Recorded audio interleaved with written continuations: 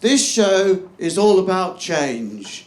A big change that happened to me on the 20th of March, 2022. Change. Yes, change is a theme. Change. Now, how can I describe that change? How can I describe that change that happened to me?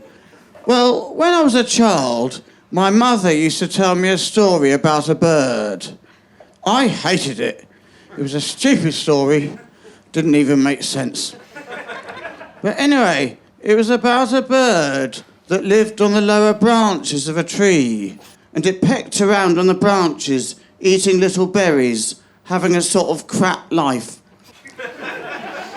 But one day, it noticed another bird at the top of the tree, standing there, all beautiful and radiant and serene, and it was fascinated with the beautiful bird, and it wanted to get up to the top branches to be near it. But it would always get distracted by eating berries and not go up. As I say, it's a stupid story. I hate it. Now, I know what you're thinking. You're thinking, Paul, why are you telling us a story about a bird? Speaking to us from an undisclosed location. Well, the answer is because it's a metaphor. Yeah, because I don't know whether you know. Yeah. But I don't know whether you know this, but I'm at the Soho Theatre, and it's one of the most prestigious venues in the local area. And if I don't have a metaphor, I'll be crucified by the critics. Yeah. Do you know, there's always a critical face in the crowd, isn't there? There's always a critical face in the crowd, and tonight it's you! Yeah, I can see what you're thinking. You're thinking, Paul, can you not possibly find a way to start the show that is not a convoluted, ill-advised allegory that is tangential and difficult to grasp? That's what she's thinking. And I've got to say, if you said that to me, I'd have a lot of sympathy with you. Yes, the bird, it was pecking around on the branches, eating the lower branches, remember, having all the little berries. But then the berries, it made it feel sick. It kept eating more and more berries, and the berries made it more and more sick, and the berries made it more and more unhappy. And then suddenly, it noticed the beautiful bird at the top of the tree again. And it thought, oh yeah, and it went up, right to the top of the tree, where the beautiful bird was. And it went right up to that bird, and then it kind of merged with it. And then it realised it was the other bird all along. Right, this bit is just appalling. I hate that. That is the bit of the story I hate the most. But what do they mean? What do they mean it merged with the other birds? You can't have two birds merging, can you? I mean, doesn't make sense, does it? Like if there was only one bird, what was eating all the berries then? It's an absolutely ridiculous story. Anyway, that's the best way I can explain it. The change, best way I can do it. So we're ready to start now. So we're going to start the show now. Change, remember the theme. Change is the theme. I'll go up there, just pop up. This is the stage where I'll be doing the show from here, see? Change is the theme, remember the theme. Change.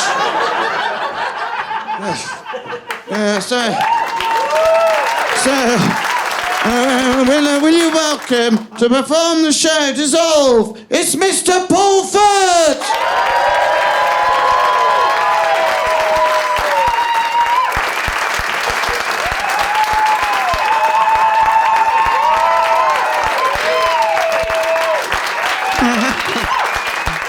Thank you. Everything's always changing, isn't it?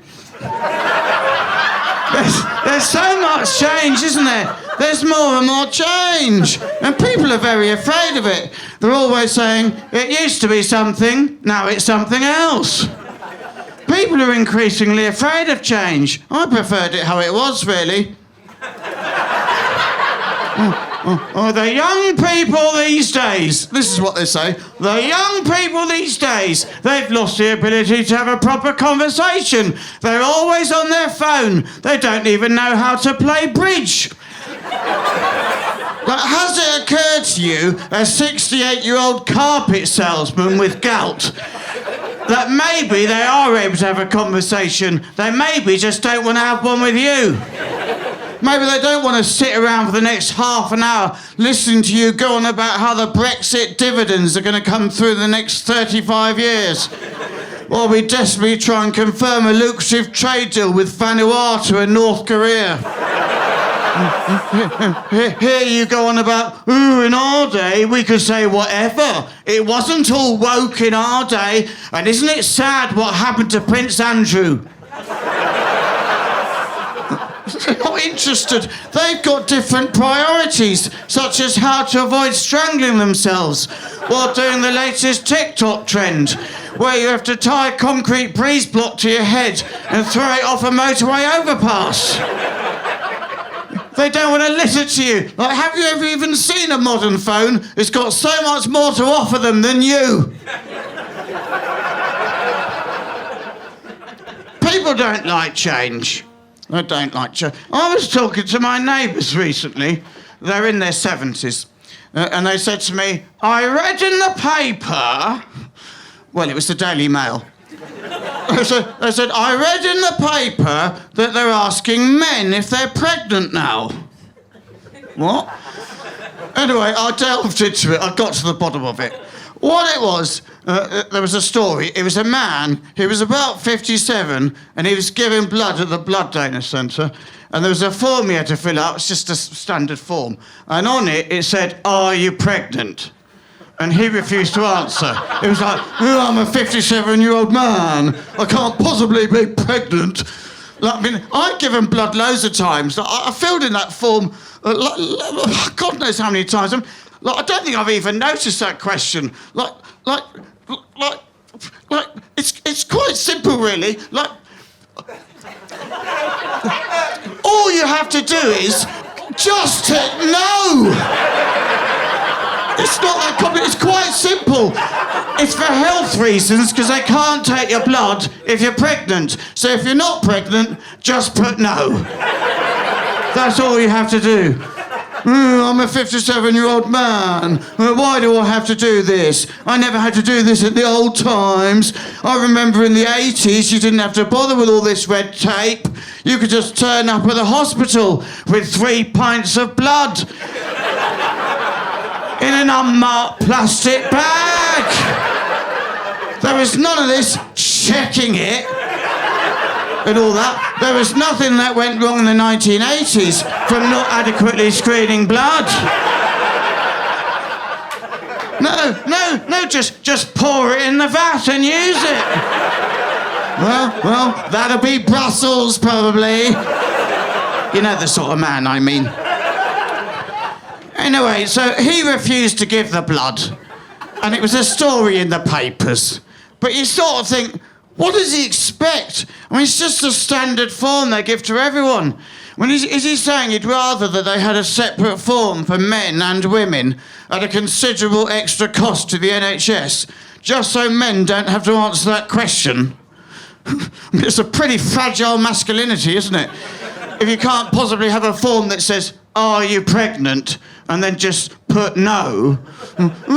Just in case someone were to sort of see it from a distance and say, excuse me, but I couldn't help noticing that you were answering the question, are you pregnant? And I just wanted to inquire, are you ticking no? Because from the angle I'm looking, sort of with the sun in my eyes a bit, it looks a bit like you might be ticking yes. What does that mean? What's going on? Are you gay? What are they so scared of? It's also worth noting at this point that I'm a gay who gives blood. And until quite recently, gay men were not allowed to give blood. And people like this man were not interested in making a stand then, were they? But anyway, that's not funny, so it's not in the show.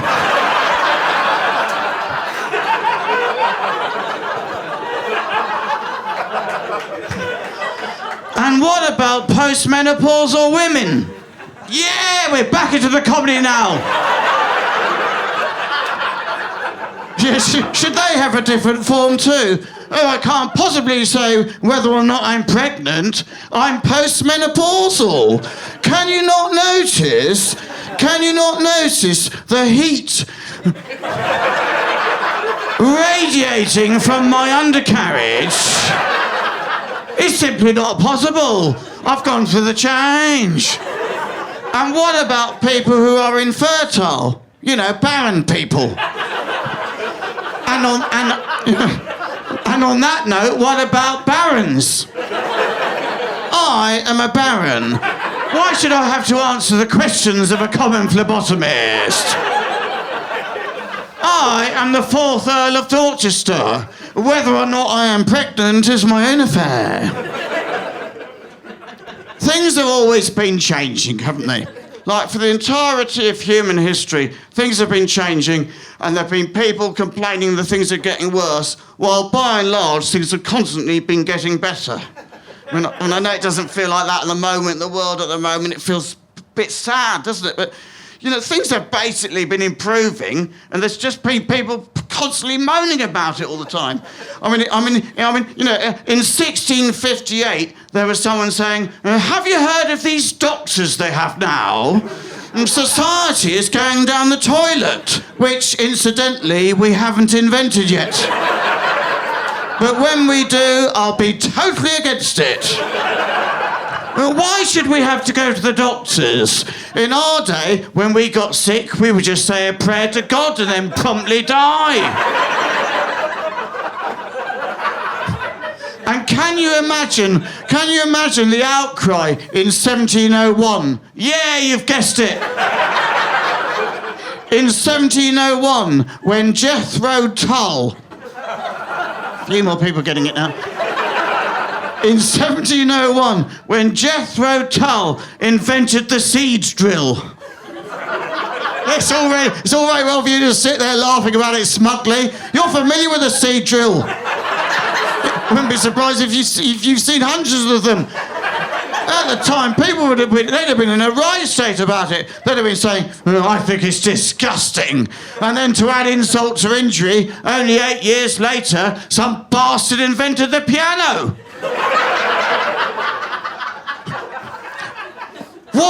What's next? The clarinet? Yeah, it was the clarinet. Yes, the order was seed drill. Are you concentrating on this? The order was seed drill, piano, clarinet. If you learn nothing else tonight, learn that, memorise it. And in 1785, when Jean-Pierre Blanchard invented the first working parachute, as opposed, obviously, to a non-working parachute. But actually, when you think about it, a non-working parachute is literally anything that isn't a working parachute. For example, a table. That would be an example of a non-working parachute. A pair of reading glasses. A faulty parachute. That's another one. Another example. And a concrete breeze block hurtling onto the fast lane of the M6 with a 14-year-old head attached to it. And it's interesting, isn't it, that the people who are against change, the people who are afraid of change, they hate it in every context, don't they? Everywhere there's change, they're against it. They hate it in every situation, except one, climate change. Yeah, they don't mind that, do they? Ooh, it's a disgrace, isn't it? You can't say filthy bender bum boy up the arse anymore. Oh, the Arctic tundra's melted. Not a problem. And it's ironic, isn't it, that the Christian right, they believe so strongly in fossil fuels, but they don't actually believe in fossils.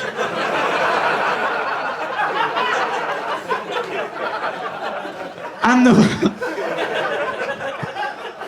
the word trigger. Nothing triggers these people more than the word trigger, does it? Oh, you've been triggered, have you? In our day, we just said we were a bit upset. In our day, we didn't have mental health. We would just get angry. And either punch someone in the hip or struggle for years with unresolved emotions. Alienating one's family slowly over decades, whilst consistently putting down your adult daughter. Until everyone you loved loses interest in you and you die alone in a hostel in Ashton-under-Lyne. We wouldn't get triggered. Yeah, you're right, it's a silly word, but I'm not sure it's your principal problem, Derek. There's a lot to absorb, isn't there, from that bit? There's a few people having a little titter thinking about some of the highlights. Were you thinking of Jean-Pierre Blanchard, you think about it?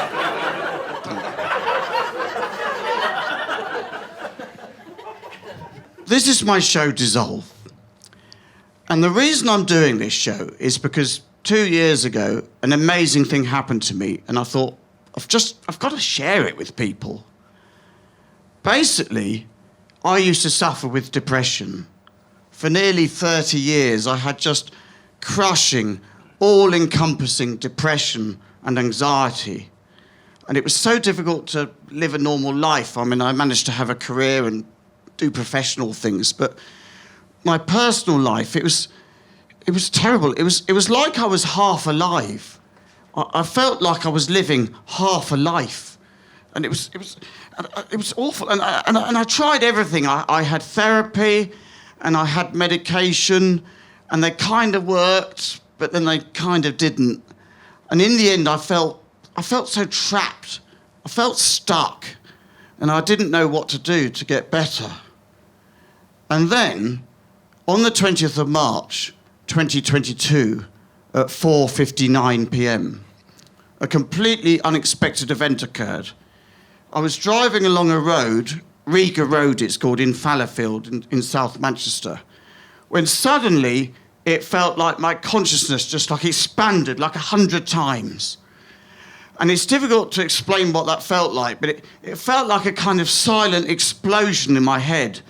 And it lasted about 3 seconds. And it felt kind of really violent, but kind of really peaceful all at once. And nothing much happened. I mean, to look at me, you wouldn't have seen anything. I just carried on driving. But I just knew in that moment that the depression was just gone, that I was no longer suffering. There was no more pain. It was over. And it's still like that.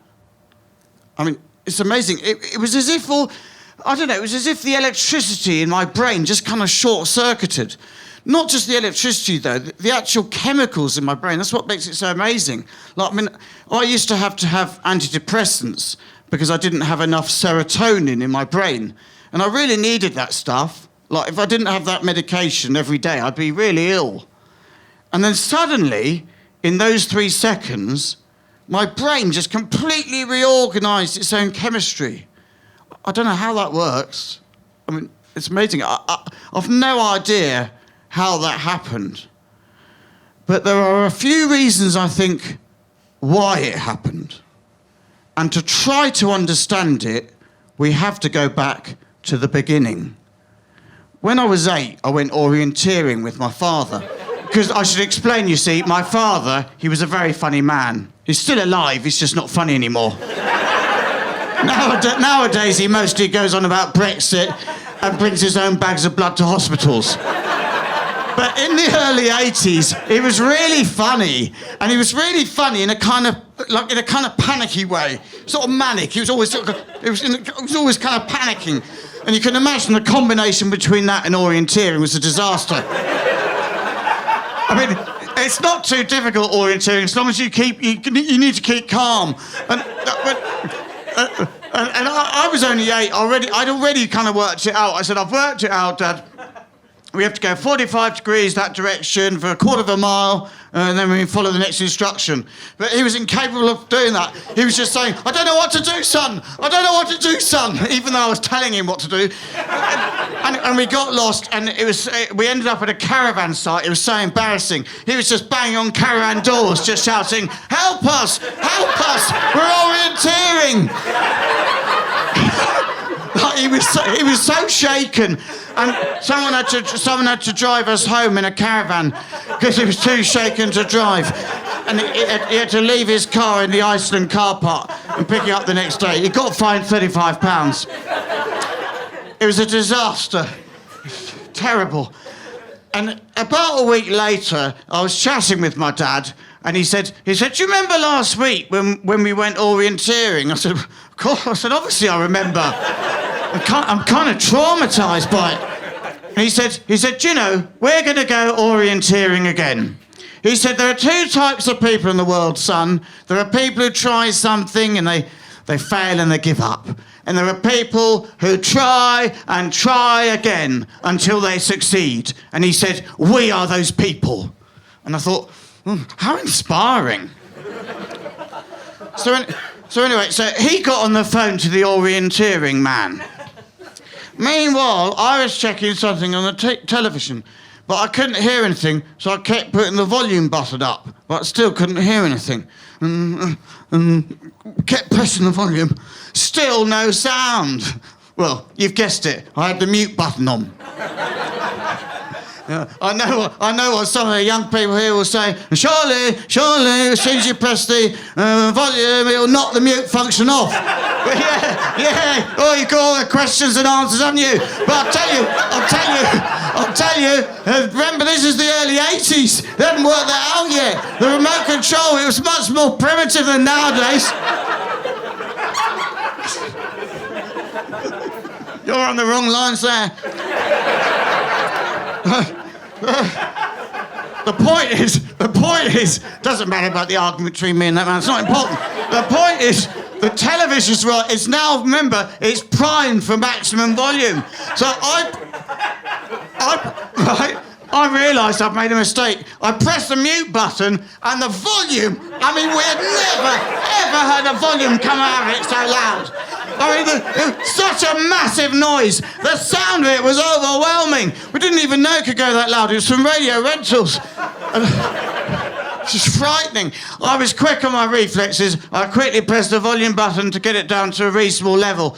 But it was too late because my father, he just panicked because he was on the phone to the orienteering man and he just said, oh my God, he said, my television's exploded. And he put the phone down and we never mentioned orienteering again.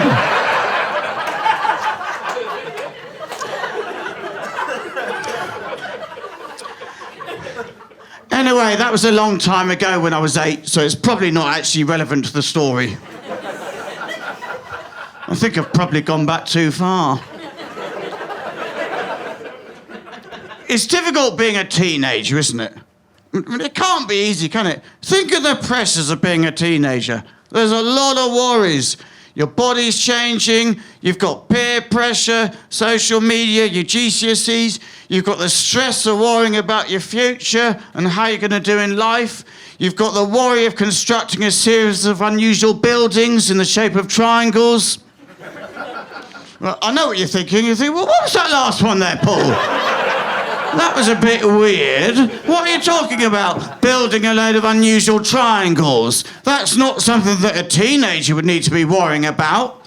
Well, try telling that to tragic teen lad, King Tutankhamun.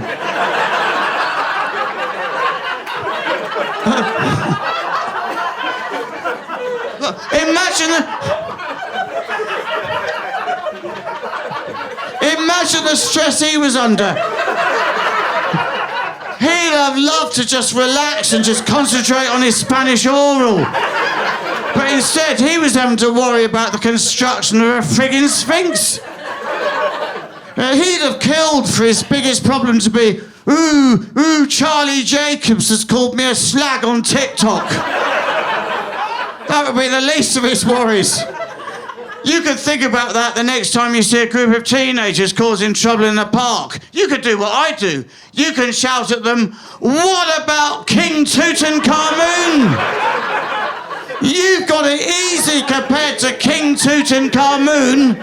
He had all the problems you've got, and he also had to deal with the destabilising influence of the cult of Aten.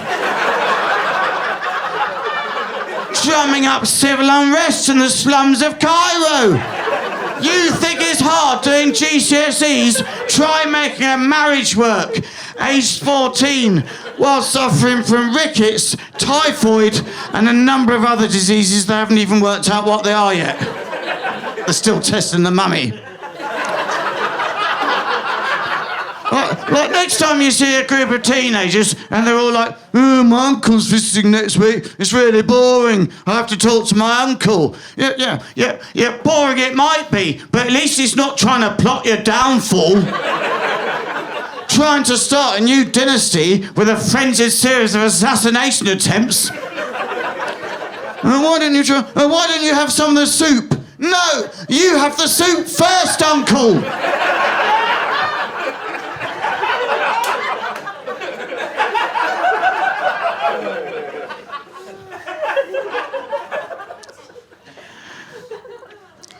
The point I'm making is, people don't understand depression. I was talking to a friend a while ago, very well-meaning, but stunningly ill-informed.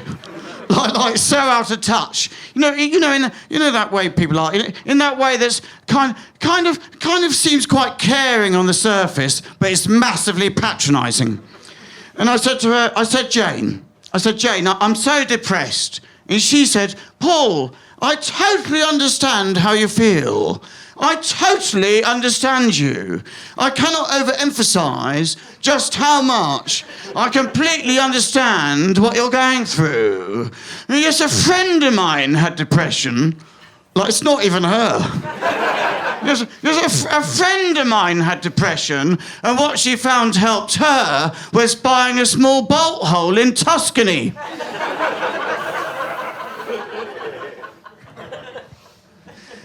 I don't know if any of you have ever suffered with severe mental illness. I'm sure some of you have. But for me, anyway, it's like you're trapped in a soundproof glass box while you watch your life happen outside.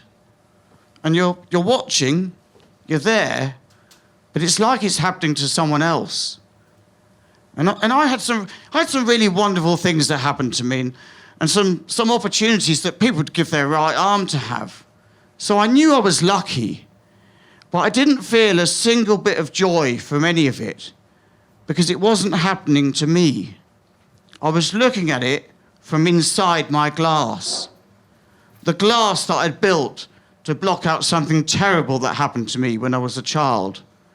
But that glass was also blocking out any possible joy that could possibly get in, while the pain and sadness still got through. I tried to explain all that to Jane. And she said, "Have you tried going for a run?" I think what happens is, I think people confuse mental health with mental illness. I mean, they're not the same thing, are they? Like if you wanted to improve your physical health, you might decide that going for a run could help. But if you had a serious physical illness, then jogging wouldn't be the answer, would it? Oh, Clorinda, sorry about the cancer eating away at your juicy little pancreas. Had you considered the Salisbury Half Marathon? No! Do you even know what depression is, Jane? Do you know what it's like, Jane, to be so depressed you can't even get out of bed? And do you know what's not possible when you can't get out of bed? Pilates classes. FML, babes. I'm in a glass box. A human being is not supposed to live in a box. That is the brutal reality of how I was. However, I am a comedian, And living in a volatile, irrational, traumatic state for nearly 3 decades can also be quite funny. I mean, these days, mental illness and depression are getting a lot of airtime, aren't they? But I don't think enough people are talking about the upsides. Like one time I was in Greece and a bus driver stole €2 from me. He did like a trick with his finger. Went like that, €2 is gone. Trick with the finger, the classic bus driver's move. €2 gone, €2. Greek bus driver. And at the time I thought, it doesn't matter, it's only €2, you know, I mean, I'm on holiday. Don't let it affect the holiday. I took it in my stride, you know. But then later, I got really angry that I hadn't done anything. In fact, I was actually angry with myself for not having been angrier earlier. I was like, I'm so angry now, why couldn't I have done that earlier? Anyway, my point is, have you ever destroyed a whole day fantasising about taking revenge against someone who has wronged you slightly? I couldn't recommend it highly enough. It's a brilliant way to spend your one short life. So this time, so the bus driver gets away with the theft initially, but then on the journey, the bus goes through a long tunnel under an active volcano, and when we come out the other side, there's been a nuclear apocalypse, but we've been protected because of the lava, probably something like that. And it's likely that we're the only humans left on Earth, we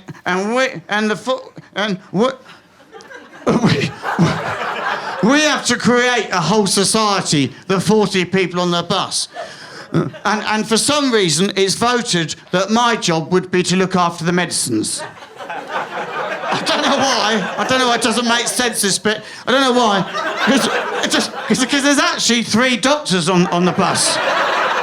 But one of them put herself up to be in charge of fishing for some reason, and the other 2 died quite quickly of chlamydia that they kind of caught from each other. Don't know how they did that. They just sort of made it together. I suppose bit of medical knowledge. Get together, make the chlamydia, die. Anyway, 5 years in, the bus driver, who's now in charge of oxen, he comes to me and he says, oh, I've got a terrible injury on the elbow. He said it was the oxen. He said an ox scraped it. I said, so was it an ox or was it oxen? I said, I need to know because it's an unusual plural. He says, that's not important. He says, the point is, I need antibiotics. And every time he comes in, I charge him a prescription fee of €2. And he says, what are you charging me €2, Paul? Like all money is defunct. The global economy was destroyed. We melted down all the coins to make fish hooks for Dr. Monostrano. In fact, to be honest, I don't know why I even bother with the oxen. We live mostly on pike. She's a very good angler. And I just look back at him blankly, with no emotion, and say, €2, please.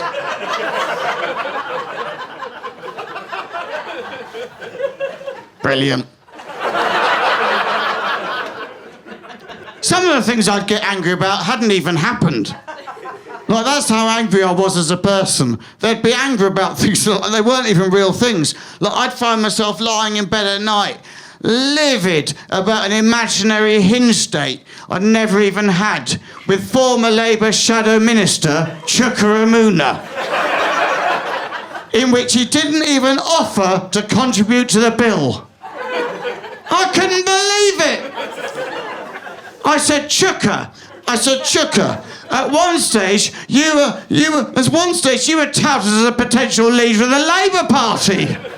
Do you know what I'm talking about? I'm talking about Chuka Umunna, one of the leading lights of the Labour Party at one stage.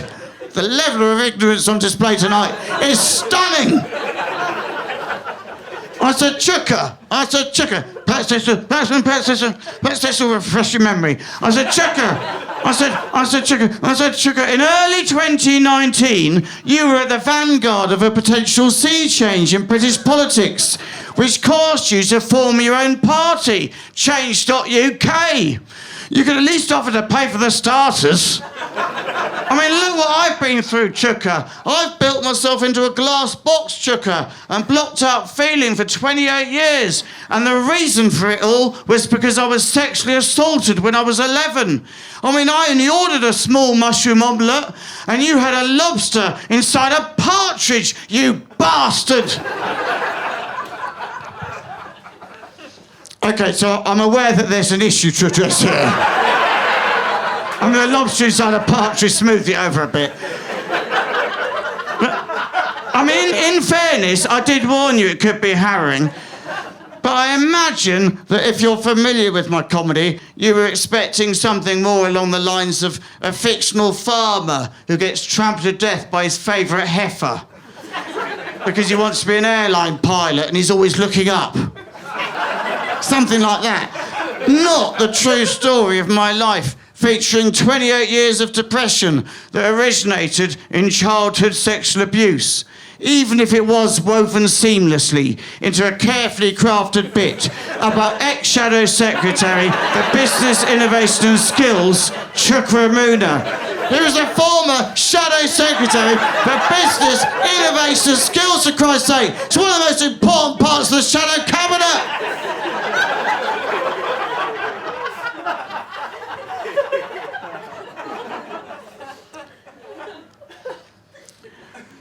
The thing that happened to me, where my whole life changed in an instant, and my lifelong depression was mysteriously and miraculously cured, I'd obviously love to be able to tell you how I did that, or what caused it.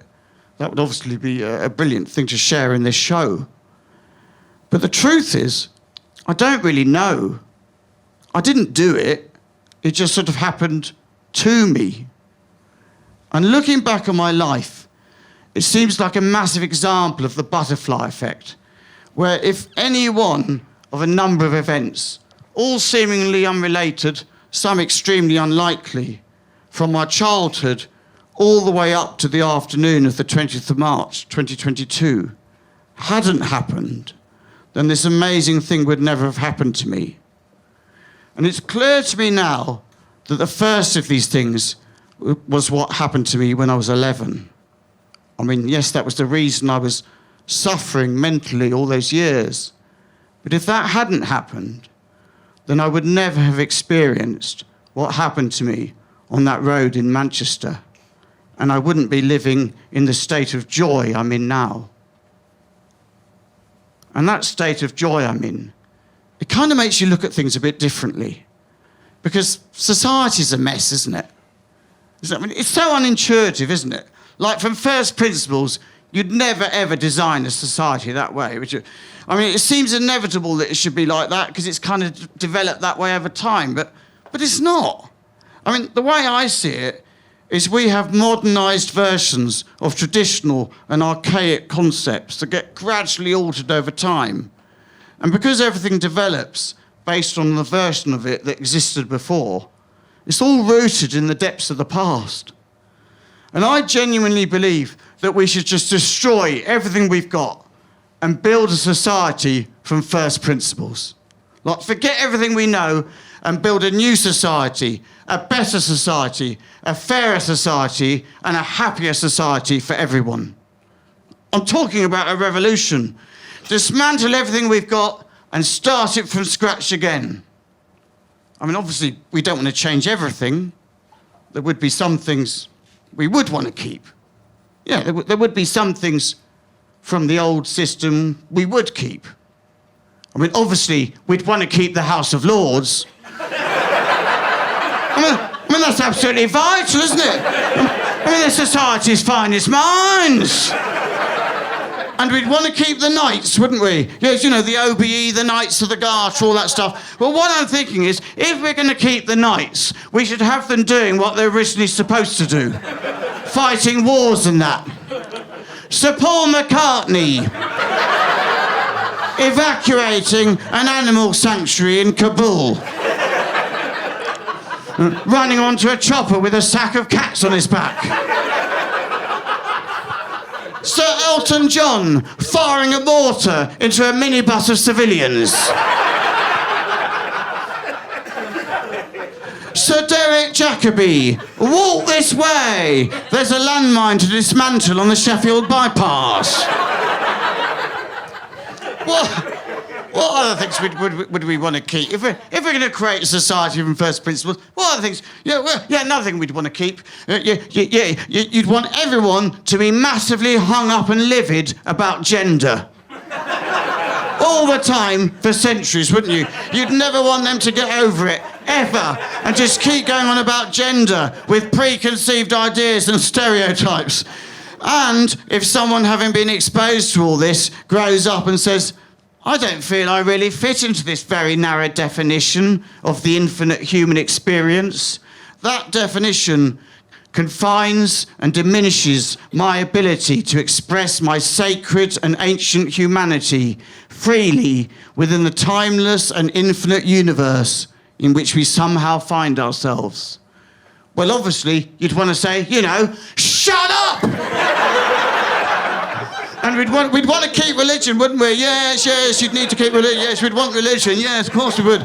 But you'd need religion to be done in a very particular way. Yes, you'd want there to be loads of different religions, all pretty similar, but they all hate each other.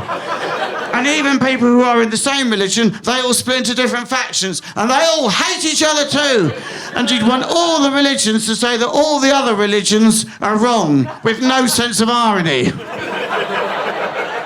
And what about sewerage, you're asking?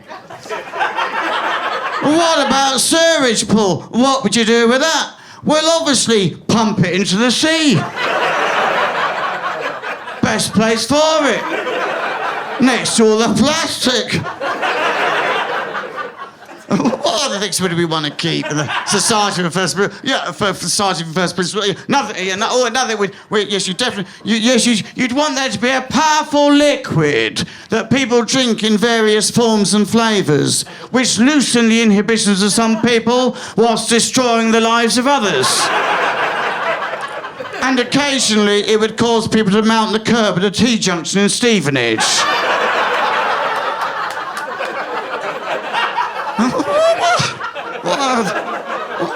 What else would we want? What else would we want in this new society? Another thing you'd want someone who's going to promote equality. Someone in government who is going to make sure that there was equality in the new society. And you'd want to call them Equality Czar. That's an actual real thing. I can't believe it. That's a real thing. Can you imagine the meeting where they decided the name for that role? Where they said, okay, we're going to have someone to make more equality. What word do you think? What name? What about Equality Overlord? No, it's not quite right. Equality Führer? No, it's too German. Equality Rees-Mogg. Stupid suggestion. Now, hang on. I've got it. What about Equality Czar? Well, are you sure you want to call it Equality Czar? I mean, when you think about it, Tsars, they were the hereditary rulers of Russia who lived in appalling luxury while their subjects were penniless and starving. And then they were overthrown in a revolution and shot in the face with a bayonet. Are you sure? For the equality brief, at least. We shouldn't just pick a different word. No, I like Tsar. And you'd want allergies and napalm and Apple Watches and the Backstreet Boys and Love Island and racism and deforestation and landmines and credit cards and Piers Morgan and nuclear submarines and bloody friggin' golf. I mean, I can understand certain things. I can understand, for example, why people might want to chop down the rainforest. I'm not saying I agree with it. I'm just saying I can understand why people might think that way. I mean, there is a logic to it, isn't there? You know, I'm only interested in short-term gain. I don't care about the future of the planet or the people who rely on these trees. I can make a load of money by chopping down this forest. But golf? Please just stop it with the golf. There's absolutely no reason for it. There's nothing to be gained. Just step away from the course. We would want to keep sport, though, wouldn't we? Yes, we'd want to keep sport. Yeah, we would. Yes, you'd need various games of increasing levels of contrivance and pointlessness that regularly lead to fistfights as 75,300 English hooligans rampage through the town while the mayor of Grenoble has a nervous breakdown. I'm being silly. But there is a point to sport, though, isn't there? There are other reasons to sport. I mean, one of the other reasons to sport is to give men something to talk to each other about in pubs. You know the sort of man I mean. Because you see them in pubs, don't you, saying, have you heard Arsenal are up in the league? And you're thinking, John, your wife of 34 years left you yesterday. Please, just for a moment, talk about how you feel.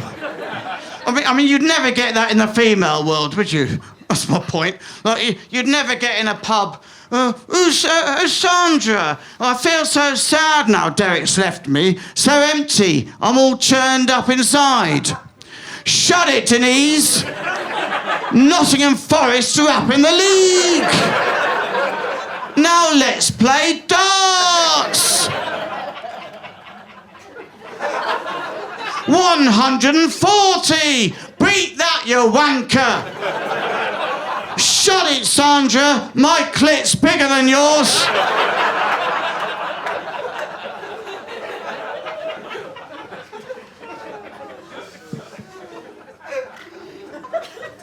So, the 20th of March, 2022, at 4:59 p.m, that was the most important moment of my life.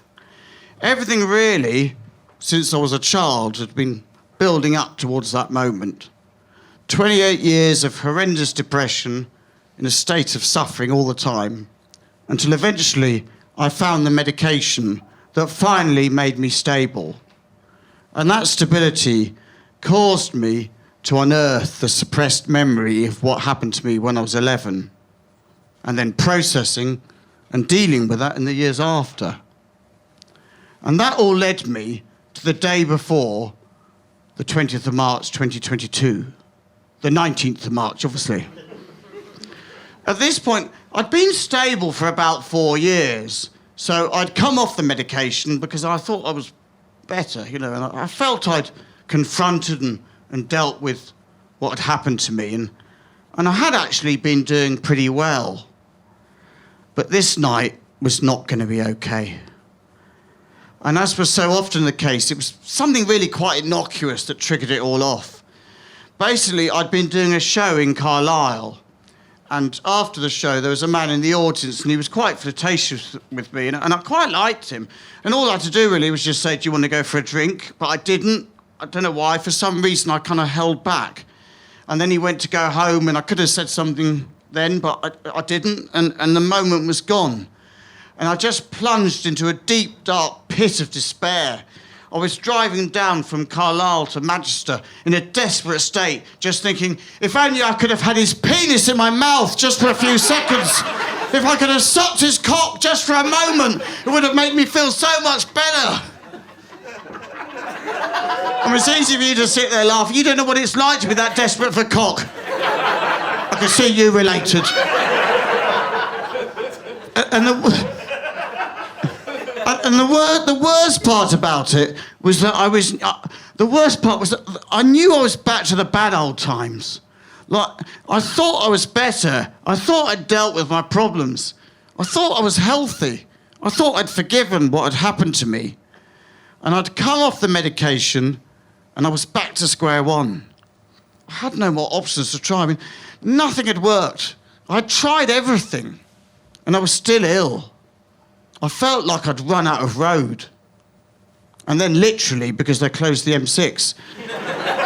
And then this really sent me over the edge. Like, not only am I dealing with this sort of existential crisis with a massive lack of cock, but also the sat-nav doesn't understand that the M6 is closed. It's trying to send me back there all the time, and I got lost, and I ended up halfway between Carlisle and Manchester, in the outskirts of Lancaster it was, just driving around at the lowest point I've ever been. Just screaming. And at some point in this devastating, depressive episode, something in my brain just kind of broke, I think. And I got to my hotel eventually, and in the morning, things were just a tiny bit less shit. So I thought I'd go and see my friend in Manchester. And I think the combination between my kind of broken, vulnerable state and some quite weird conversations, it led me to have some very unusual thoughts. Like my friend, he asked me a question. He said, would I rather everyone thought I was the best comedian in the world, but I was really unhappy, or that everyone thought I was the worst comedian, but I was really happy? Anyway, I didn't answer the question because it's a stupid question. There's really very little to be gained by thinking about it. It's just a stupid, ridiculous question. But it did make me think, do you know, I could just be happy. I don't have to keep beating myself up about stuff all the time. And then I thought, what does that mean, beating myself up? Like, who is this I who is beating me up? What's going on? And then I thought, I don't have to make myself so miserable. And then I thought, who's this I who is making me miserable? Who are these people? And why is there more than one of them? Because we all have these voices inside us in our heads, don't we? Sort of criticising us, but you sort of think, well, what is that voice? Who is speaking? And if it's just me, why am I saying all that stuff? It's so horrible. I mean, we all have these voices in our heads that criticise us, so we consider it normal. But it's madness. I mean, who would need a voice inside them that says, you better get going, Paul, you won't get to the supermarket now till 6:07 p.m. You'd have been there by 6 o'clock. You'd have been there by 6 o'clock if you hadn't watched the last 10 minutes of Homes Under the Hammer. Don't know why you bother. No, you know you never learned anything for the last 10 minutes of the Homes Under the Hammer. You never learned, do you, Paul? You stupid idiot. You'll be stuck in all the queues, and then you can forget about getting to B&Q now to get your hanging baskets. Don't know why you even bother with the hanging baskets anyway, because your whole garden's going to rack and ruin, especially after what you said to your neighbour who was going to water all your plants while you were away. Why did you insult her? Why did you say that she had too much loam in her soil? You know she gets sensitive about her soil composition. You always say the wrong thing, don't you? You always say the wrong thing when it comes to loam. Well, she won't water your plants now, and all your plants are going to die. I mean, why? The whole garden's going to go to rack and ruin just because you said the wrong thing to a postmenopausal woman about her potting mediums. Is it potting mediums or is it potting media? Surely you should know, Paul, because it's an unusual plural. You're absolutely useless. You make the same mistake over and over again, and that's why you'll always be alone.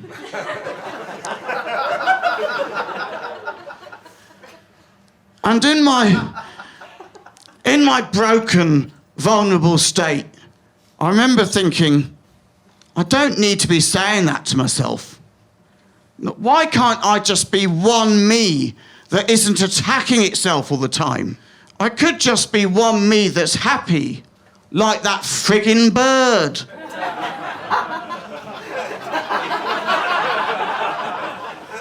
And then I thought, well, that's easier said than done, isn't it? And I got in my car to drive home, and it was 4:59 p.m. And you know what happened next. Let's have a bit of humour from the briefcase. We're going to have a disturbance. A disturbed thought from my mind. In case you're not familiar with my disturbances, I call them disturbances because they're all things that I've thought of when I've been in a disturbed frame of mind. And what happens is I have the disturbed thoughts, like normally it's in the night kind of thing. I'll kind of wake up in the night and I write them down, and then afterwards I draw a little picture on the other side to cheer myself up. Like this one here, for example, is entitled "A Horse That Is Quite Friendly But Has All Sharp Knives Attached to It."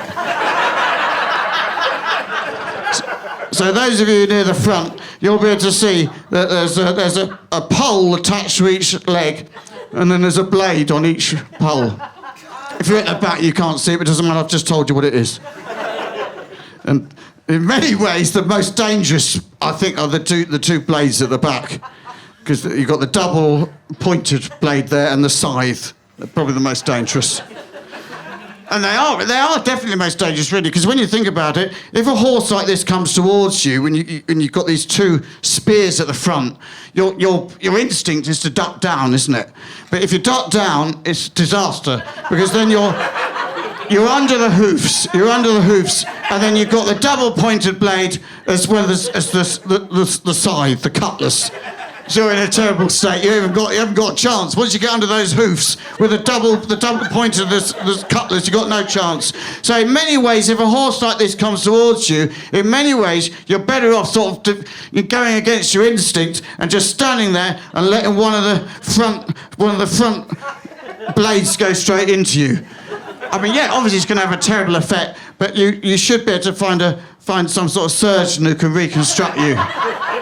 You know, I mean, you'll be effective for the rest of your life. You know, people will say to you, they'll say, oh, you're eating that soup slowly. And you'll say, well, yeah, it's very painful eating hot things because I was injured in a terrible injury with a very dangerous horse. And I had to, my intestine had to be reconstructed. I also lost part of the gallbladder, and the pancreas isn't so good either, you know. But I was one of the lucky ones. It's the people who duck down are actually in a much worse situation because there's as I say, they've got the double-pointed one, the scythe, you know. The humour on the other side is unrelated. So if you like the picture, put that out of your mind now. It's time now for the humour from the other side.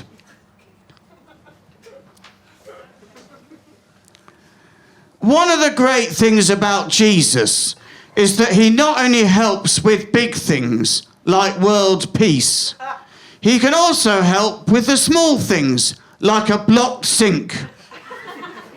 Help me, King of Kings. Help me, King of Kings. These pipes are full of fat.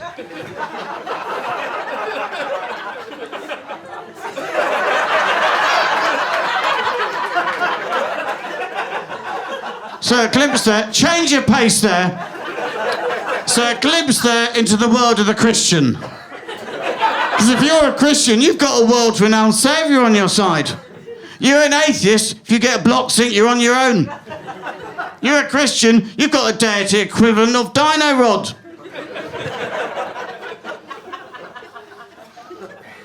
What about you? You've piqued my interest. What's your religion? You atheist or? Yes. You're agnostic, yes. Wasn't the person I asked, but it doesn't really matter, does it? What about you? Atheist, right, yeah. Atheist. I think, interesting, you agnostic, you atheist. I always sort of think of myself as atheist, because I don't believe in God. I look at the world as it is, and I can't see that there's a God looking after us. It doesn't seem like that. I mean, I suppose sometimes I think, well, I can't be certain that there's no God. I mean, scientists say that you can't prove a negative, don't they? So I suppose I can't be certain. So I suppose in that sense, I suppose I am an agnostic.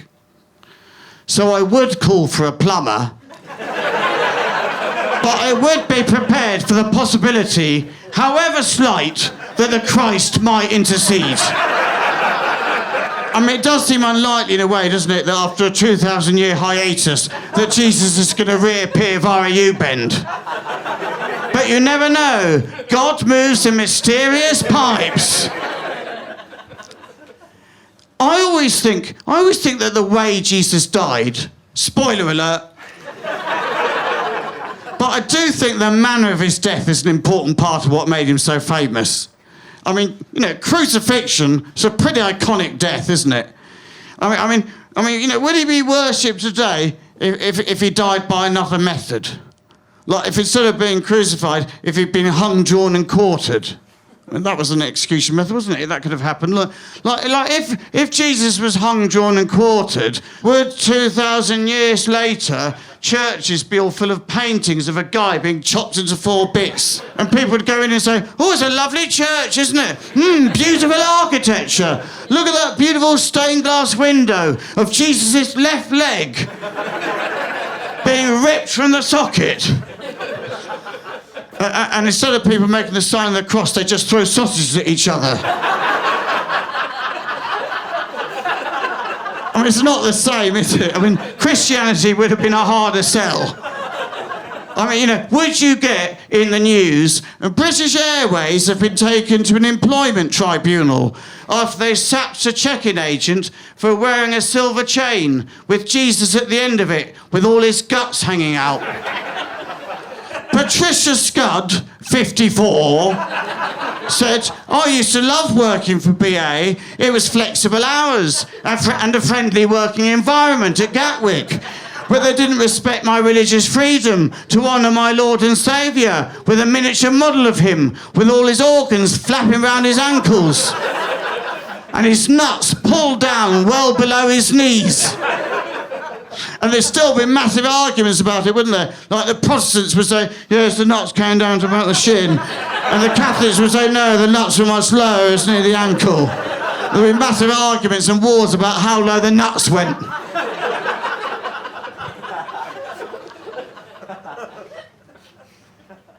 So we're getting right towards the end of the show now. But before we finish, I have to tell you that there's more to this story. This isn't just a show about recovering from depression. I mean, it is that did happen. But there's more. I've missed something out. I haven't told you what happened 6 minutes before the event at 4:53 p.m. Basically, I was saying goodbye to my friend in Manchester, the one who asked me the stupid question. And he said to me, he said, did you realise you were calling Lola by the wrong name? She's actually Lila. And I was a bit like, you could have bloody said something. I've been calling her the wrong name for the last 2.5 hours. I was a bit annoyed. I was annoyed. And I can't quite believe what I'm about to say, but it's true. That was 22.5 months ago. And that was, to this day, that is categorically and unbelievably the last time I ever felt any negative emotion of any capacity. I mean, if you can believe that.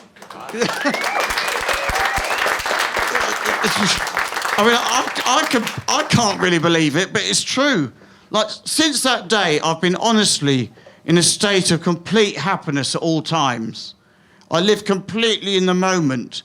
I have no worries or concerns about the past or the future. I accept everyone and everything without judgment. The trauma and pain that I'd been carrying around with me since I was 11 is gone. It's forgiven. In those 3 seconds, it all just dissolved away. And that internal voice criticising me is gone. I am one me that's happy, like that bird.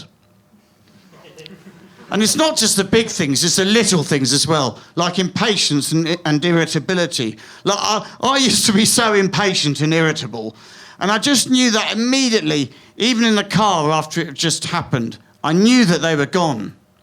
In fact, I was so confident that I was no longer impatient or irritable that I called my mother. and she told me a story about a woman in the village who I've never even met, and it all tied into some dream she'd had. And it went on for about 20 minutes. And I was just completely calm and happy and just pleased to be hearing it. And then afterwards, I thought, wow, I've just listened to that. Anyway, there's a word for this thing that I'm talking about. This thing that happened to me, there's a word for it because people know about it. It's happened to people before. Basically, what's happened is I'm friggin' enlightened. Like, don't worry, enlightenment is not a big deal. I mean, yeah, the Buddha did it. Yeah, the Buddha did it, didn't he? And he made a hell of a fuss about it. But it's not just the Buddha who did it. It's not just some spiritual thing. You know, it happens in the brain. And I guess because I was so tortured for so long, I guess something in my brain just kind of broke. And I guess my brain just sort of reset itself. And I went sort of through to some other mode of existence. I don't know. I'm aware it sounds unbelievable, and I'm sure there'll be some people here who think I'm talking garbage, and that's fine. But I'm not. This has happened. This is how I am. I'm friggin' enlightened. Deal with it.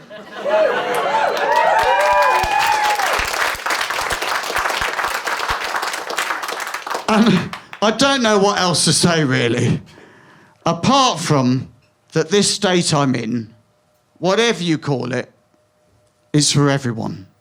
Anyone can get it. It's easy.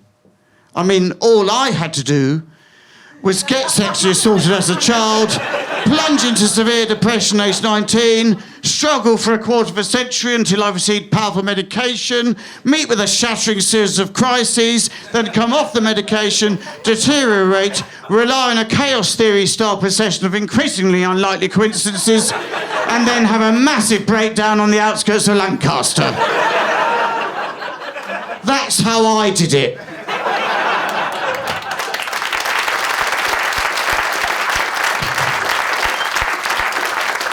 But my point is, that's just one of the methods. You don't have to do that. There's loads of ways to do it. What's happened to me is a connection to everything. It's a loss of ego. It's the death of longing. It's an acceptance of every moment. It is the end of suffering. And it's right there.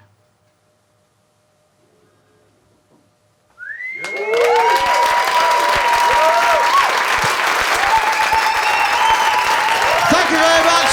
Thank you so much for being in my show design.